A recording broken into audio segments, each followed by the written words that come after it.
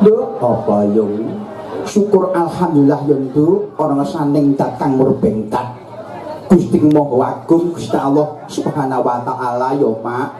Iya yo iya. Ngene yo nduk matur ping panuwun tinawake dhewe ing bengi iki bisa sowan kunjuk katimbalan inggih menika dumateng pun inggih menika Ibu Eli Dianawati ngono ugi Bapak Muhammad Syah bin Muhammad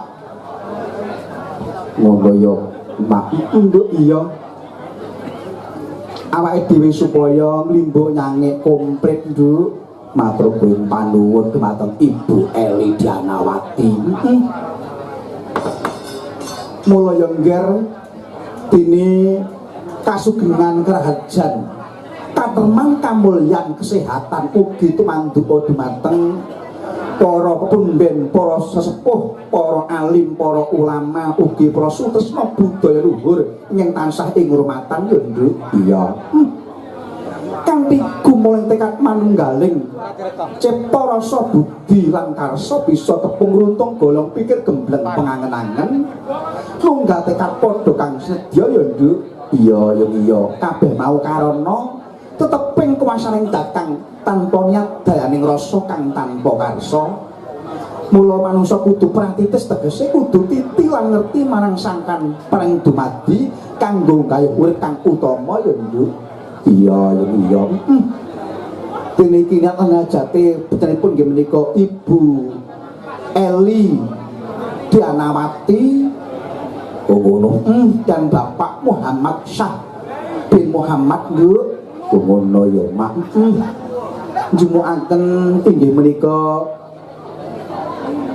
ingkang putra inggih menika Mbak Devita Putri ngono menika ngasta wonten ing Eskes ngono ing perawatan ya Mak wonten ing perawatan ugi nggih menika pikantuk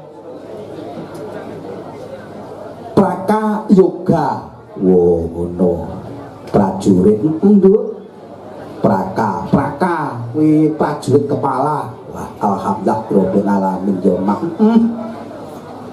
menika Mbak Devita Putri putra saking nggih menika pun nggih menika Bapak Darmaji ngono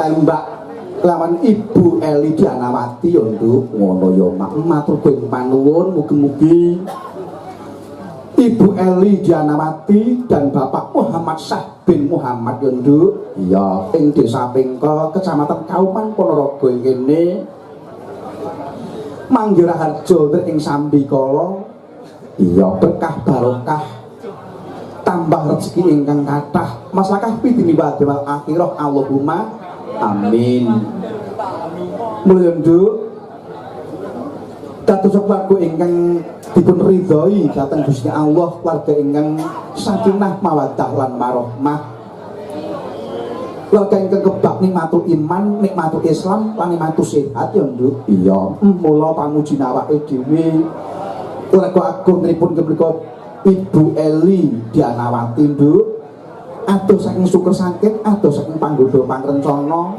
sumingkir sumrak sekabehing trimala nirmala nirbaya nirwikara nirsengsara nircoba nirbencana Allahumma amin dados keluarga ingkang badatun thaibatun barobun ghafur ya nduk iya Mak iya rahayu ya Mak dene ing sesuk diterusake Murwakala pangruwatan wayangan neh wah alhamdulillah rabbil alamin ya Mak kabeh mang apa nyukuri nikmate Gusti Allah ora lali adat kuno Jawa sangka pengati-atine Ibu Eli Dianawati sak warga ya nduk sesuk Murwakala pangruwatan ngono ya yung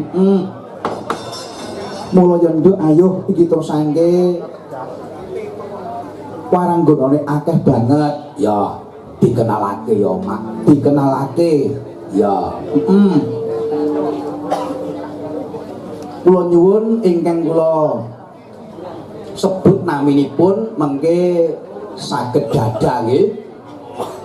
Cobi menika Paranggono kondang. Wah, jan viral banget. Ya. Iki uga bintang tamu kok. Iya, luar biasa. Mbak Hani Kusuma saking Tulung Agung. Alhamdulillah luar biasa sih, cantik ya. Yuk, jan. Nggih. Ugi nomor kalih menika inggih jan luar biasa malih Waranggono. Wah, nyunyur pokoke. Ya. Kondang Tulung Agung. Mbak Anggun Maisina. Wah, siap. Ugi wonten malih inggih menika Waranggono. Kondang Jawa Tengah. Wonogiri Pak Arimami. Alhamdulillah. Ugi wonten malih inggih menika Waranggono generasi penerus sinden dari Kota Ponorogo. Mbak Venezuela. Wah, Ian. Jan yo elok tenan nggih. Ugi inggih menika Waranggono saking Badekan Ponorogo. Mutiara Mustika Buana. Alhamdulillah nggih. Wonten malih menika ugi Waranggono kondang saking Kota Tiwul. Wonogiri Mbak Inar Gadul. Gadul tenan iki. Wae jang cospleng. Wonten malih Waranggono menika saking Kota Reok Kanjeng Mami. Wah, kangge elok tenan. Kanjeng Mami. Nggih, matur bing panuwun, matur bing panuwun.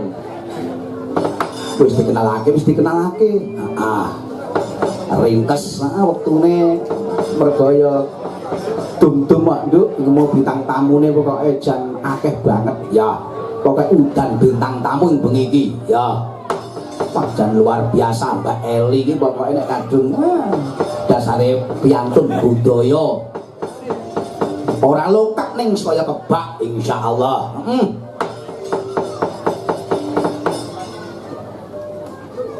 Nggih. Menika jatosipun ing dalu menika bintang tamunipun mboten namung jog titik kalih jog kluthuk ning Mas Percil CS napa. Nggih, dalu niki kedahipun Mas Percil CS ugi sedaya bintang tamu lainipun. Ning Mas Percil menika kedadak wonten tanggung jawab utawi wonten kewajiban inggih menika umroh. Dadakan umroh. Mila ibadah kewajibanipun Mas Percil mugi-mugi napa sedanipun saged mabrur. Allahumma amin. Mboten napa-napa. Monggo niki saterusipun. Ya saterusipun. Kula aturi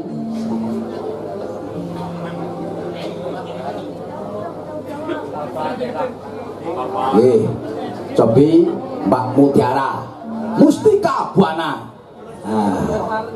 Monggo jumeneng ya. Sepot dados.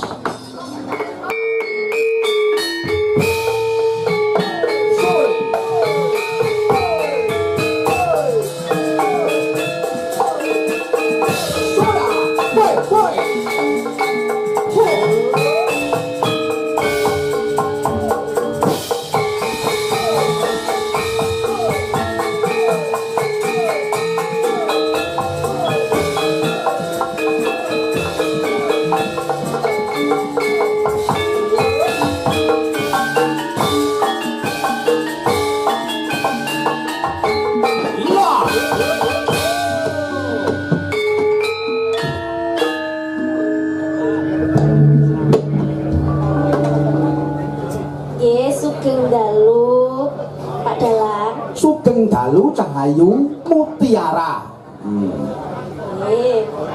Ini kok dengaran kula diriyen iki kenapa? Lho iya no kok. Lah piye ra didhesekke engko timbang ya ya timbang mesoni dhesekke. Lah iya. Kula mboten tau nesu-nesu. Ora tau nesu ya? Mboten tau. Mboten tau ganggu. Nah coba. Nggih.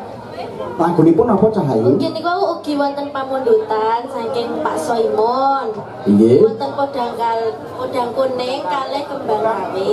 Podang kuning kalih kembang rawe. Nggih, cobi podang kuning rumiyin. Nggih. Ugi ngaturaken sugeng dalu dumateng Mbah Senen saking Sedaran. Sampun nenggani wonten mriki. Nggih, matur ping panuwun. Iki mboten kata lumpen pangabekti kula kunjuk dumateng menika Bapak Kepala Desa ing Desa Pengkol mriki ugi Ibu ugi sedaya perangkatipun sedaya matur panuwun. Nggih, pokoke kula nuwun ngoten nggih mawon nggih. Ugi mboten kata lumpen pangabekti kunjuk dumateng menika saking pihak keamanan saking Polsek Kauman ugi dan Rambil ing Kauman.